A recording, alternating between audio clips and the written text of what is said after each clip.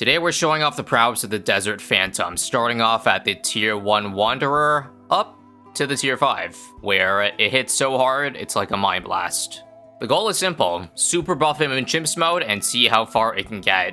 And why not throw in a 2 Megapops challenge while we're already here? Before I drop him down, I'm of course going to spend 1k to remove the pole here, or probably the outpost, so that we can put the Desperado in, of course, the prime position. 001 sub OP. Now, it's pistoling time. Now before I continue, I just wanted to show you something funny on an unrelated note. Ninja Kiwi made a very sus change to Rogue Legends. They changed Sawdust's starting party from it used to be attack to a 002 ace. For no good reason whatsoever other than what I think it might be about it. Very interesting to say the least. Back to schedule programming, I mentioned this before, but it sucks that I can't utilize in Chimps mode any of the life-leaking mechanics of the Nomad, because I guess it would be pretty nice to have attack speed, or the ability to tank balloons for only 1 life with an upgrade that you'll see later if you haven't heard about it already. After the first couple rounds, the Desperado was pretty weak, so let's go ahead and add an airburst to make our save up to the Enforcer a little bit easier. This is where it actually starts doing damage, or rather AoE. His shotgun can knock back balloons when they get in close range, which will give him another weapon. Again, just want to give you a refresher on these Bonnet Path upgrades, because I can't assume everybody knows them already, but Nomad will attack faster when there's more balloons in range, which I guess is helpful, but less so when it still only does 1 damage. Now, I wanted to talk about crosspathing and which one's better. I think since I don't have camo textures already, I'll just buy Eagle Eye. I would say I'd have to give the upper hand to the middle path for the innate camo and the bullseye, but it's kind of an anti-synergy with the shotgun, you feel me? The crit chance of bullseye goes up the further it is away from the balloon. It starts at 2.5% chance to crit, and for every 1 unit that it's targeting, then it'll go up by that amount, or rather a 1/10 of the amount. We're not going to beat around the bush here and just get AMD for the lead PP this round. PB stands for Prime Power, a common abbreviation in this game. Okay, maybe not so common, but I'm going to make it common. But I forget how much 1 unit of range is considered in this game, but I can't believe the shotgun has any more than, I don't know, 30 something. So his chance to crit on the shotgun, I gotta say, is probably very low. But if we take a look at the top path upgrades after I beat this round, that is, I'm going to need a Clutch Road Spike. Just 1. And hopefully that's it, but remember, take a look at Quick Draw here. When balloons are further from Desperado, it will shoot faster, as well as if there's few balloons in radius. However, this guy excels at it being close range, and there being a lot of balloons. So top path is an anti-synergy, so is middle path in a way, but if you had to choose one, once again, I think you'd rather have the innate camo and the chance of doing more damage, because when I buff this guy, I'm going to be giving range buffs along the way. So that should help out, and there's the Enforcer. Let's go. Should also be noted it gets its own icon for so you can differentiate between how many attack speed buffs it's getting from its pistol attack versus the shotgun. Now, right now, it still seems that the shotgun can only attack on the bottom lane of fire range, but it's awfully close to starting to see lane 2. And that's when its true power will shine. I think we'll get our village now then, because range is so good on it, and then we'll submerge our submarine here, so now we can true solo with this guy. If it can handle, that is. Actually, I don't think it has the attack speed yet, nor the lead popping. I think to help that out, let's get stronger or faster throwing. This'll overall throw more AMD shots. Each pistol shot has been upgraded to do 9 damage each, or rather 8 damage each. Good crit. And we're gonna need to unsubmerge just 1 time to catch the insides there. Nice. Stronger stimmy. Very soon, we're not gonna need to unsubmerge the sub anymore. We're probably good after a primary training. Mentoring is a little bit expensive for the extra range that it gives. Looking at this, I think I probably still need an M, or rather a glue. Honestly, it's hard for me to say which is my favorite Desperado path right now, whether it be middle or bottom. Note I haven't even brought up any mention of top, and for very good reason. I feel like the Desert Phantom is pretty easy to use, so maybe that gives it the upper hand in terms of not having to think about angles and all that, you know, how you like straight lines. Anyway, it's Avenger time. Now, we can even knock back Moabs and release shrapnel from each shot. Let's get it before we die, and have Geraldo clutch that backside. Very nice. Look at that. A new spray attack has been added, which I must say is very satisfying. Just seeing the entire clump of balloons get deleted on the backside, or wherever the shrapnel hits. As it should be. Makes me feel very good inside. The pistol is now also upgraded to one-shot ceramic, so very nice. Minimum of 20 damage on that thing. Again, my main concern is really just lead balloons. I'm not sure if I can handle round 63 with the constant leads coming in, so either I buy it, spend 10k on a mid that round, or maybe instead I just go for spamming alchemists. That is another strategy that people do when lead PP is an issue. And because I want to buy Desert Phantom earlier, you know what? Let's do it.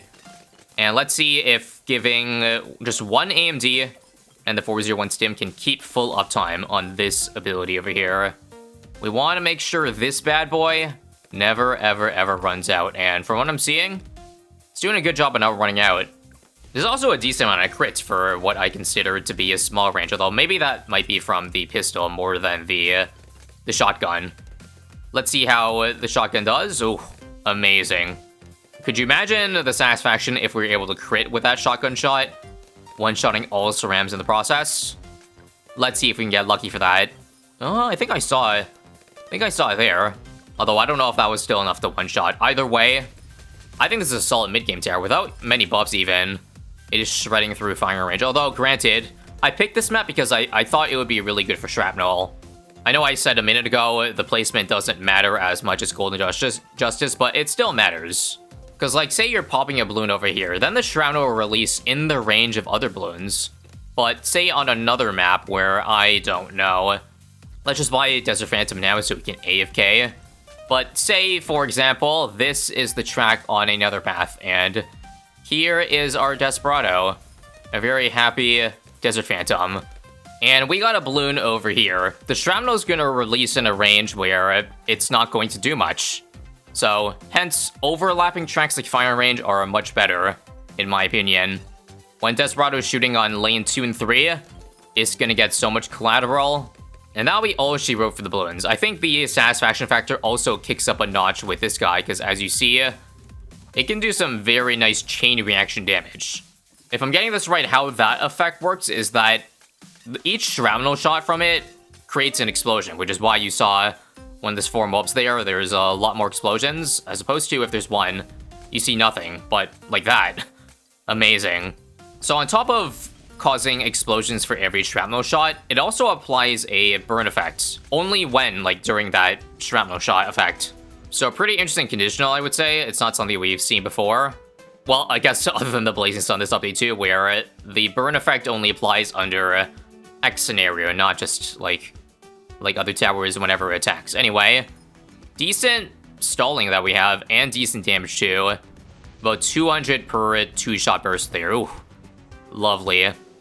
I think compared to the middle path, I have to give this guy the upper hand. I think it's overall stronger, and I guess it's not as annoying to trigger its strong point, because it's kind of opposite of the middle in the fact that you want balloons closer in range. If we're talking about the middle path, then we'll be able to have to avoid balloons getting in range in order to keep the rifle attack.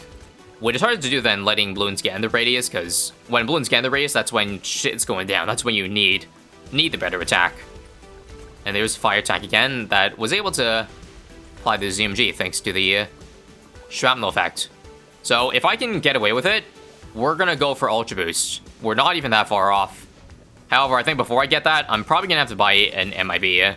What overclocking does is it'll make it shoot faster, so that means there's less attacks now, where this has full uptime. I guess I could probably add a third Alchemist, but if I'm gonna go for Called Arms anyway, I might as well buy 130. But first, let's see if DTs are an issue. There's a chance that even with only 50% uptime on DTs, we can beat it just fine. Let's not forget, too, that increased attack speed means more knockback. What's not to like? Still no glue needed for these rounds. Let's see. Oh, that's not good at all. We were able to barely clutch up, but yeah, we need MIB. Let's not even question it. Let's see how 6 DTs are now. Oh my god, deleted on wave 1, lane 1. What a gauge had. Alright, level up for Geraldo. I'm gonna give a count pot now. So now we get big radius on that shotgun.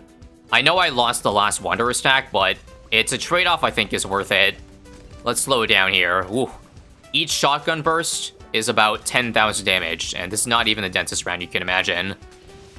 What the hell, I love this guy. Now, I should mention that attack speed buffs are still very good on Desperado, on the bottom path Desperado, but it still runs into, I would think, the same issue as the top path, but to a much smaller extent, mind you. In the sense that the delay between the shotgun burst does not decrease if you get more attack speed, so instead of, say, getting 4 times the attack speed on normal tower, I would guess this thing probably gets a 3.5x increase, so just slightly worse with attack speed buffs, but still worth it to get, obviously. Yeah, it was never going to be as bad as the Blazing Sun, because the Blazing Sun did a 6-shot burst, which takes way too long to, like, in between its shots if you aren't able to attack speed buff it. Anyway, 97 done, and that means it's time to take on 98. With just a couple simple buffs, I can afford Ultra Boost this round, if we can survive the start of it. Let's see. Now, on a tier 5 monkey, overclock only doesn't have full uptime. It's 75%. So small chance I might leak during the downtime of it. Cerams are almost fast enough. Oh, so close. I also just got Ultra Boost time. You know what? We can save some money just by dropping 1 glue. That's all I'm gonna need, I bet. We can also alternatively just save our overclock for later in the round, so that it's up for the tough part, like the innards. Yeah, that was nasty. Now, I would buy Ultra Boost now, but the thing is, they changed Ultra Boost so that it doesn't come up on full uptime, or it's fully cooled off. And because of that, I can't survive this round because I don't have overclock. Alright, I think we need another glue. So our second Geraldo glue has hit the firing range. Let's see. I put it in the corner so that it wouldn't get deleted instantly. Let's see. Oh, it's so close. I think I just dropped 1 road spike and we're probably good though. Just 1 road spike, hell. 1 on each side.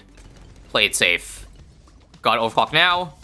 And I didn't even need it this time, because that's how it works, obviously. Alright. Now I can buy Ultra Boost and slowly start powering this guy up. And without really even breaking a sweat, we are going to be able to solo or get 2 Mega Pops on the Desert Phantom. Actually, let's not speak too soon. I think it's missing some single target. Yeah, hang on. Ultra Boost isn't going to save me here. Each shotgun is only doing about 100 damage, because it's not getting that explosion effect from it chaining. So, okay. Wow. Luckily, I didn't even buy Ultra Boost yet, so I can spend my 80k on something else. What would that even be? Well, duh, I know. I stalled out getting another Desperado for so long, because it would take a lot of pops away, but I think this is the time we want to use the Bounty Hunter. I'm now 5k short of this, but this is worth it, because this doubles the damage onto the bad. Now, the question is, did I already do half the amount of damage to the bad? Because there's a chance even with double damage, it would not be there. And also, I guess I could give more range too. That's lovely. Just to make sure this thing got marked, we'll press that ability. But almost assuredly, it is. And let's see now, each damage, yep. That is not 100 damage per burst. That's like, well, double the amount, because the mark does double damage. God, that's broken. So all we gotta do is pop it, and we are good. Yup, marked OP. Only 4,000 damage here, and that's gonna easily leave enough to finish it. Overclock buff, and so clean. But obviously, the best is yet to come. We hope the best can succeed in doing that soon, but we are now 2k short of Ultra Boost. This is, unfortunately, because this thing marks balloons very slowly, it's not really going to help us for this round here. Especially the DDT is. Alright, well, just do the same tactic. Use overclock later so it's active for the tough part. Nice. Can we get it now, please? Please let me survive all the hard part here. Overclock now. Huge clutch. Huge. But Ultra Boost is not instant gratification. It'll take some time to get 10 stacks up. So we might still struggle in the meantime.